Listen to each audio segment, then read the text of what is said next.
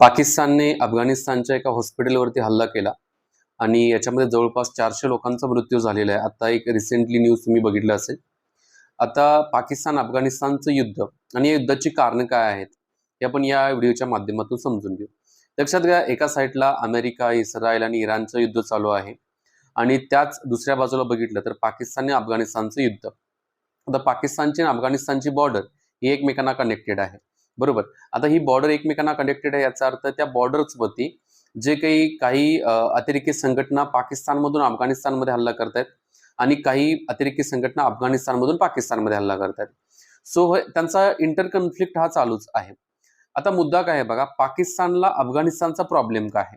2021 रोजी बघा, अफगाणिस्तानमध्ये तालिबानचं सरकार आलं आणि तालिबानचं सरकार जे आहे, हे तालिबानचं सरकार काय करत आहे की एका साईडला TTP म्हणजे तेहरीक तालिबान पाकिस्तान ही एक संघटना आहे, अतिरेकी संघटना, आणि त्याचबरोबर बलूच ही एक वन टाइप ऑफ द अतिरेकी संघटना जे की पाकिस्तानला वाटत आहे.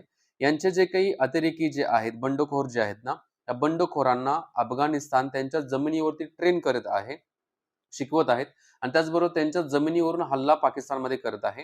हे पाकिस्ताननं काय केलेलं आहे, तर म्हणजे पाकिस्तानला त्याचा राग आहे, पहिला मुद्दा.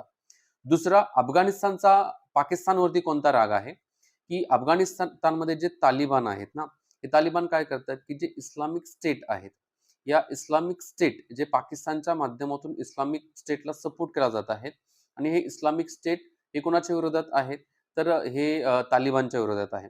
सो हे याचा एक म्हणजे हे एक दुसरं कारण म्हणजे अफगाणिस्तानला प्रॉब्लेम इस्लामिक स्टेटचा आहे आणि पाकिस्तानला बलूच आणि त्याचबरोबर TTP यांना अफगाणिस्तानच्या माध्यमातून मदत केली जात आहे. आणि या दोघांच्या या गोष्टींच्या वादावरून काय होत आहे, तर एकमेकांच्यावरती हे हल्ला करत आहेत.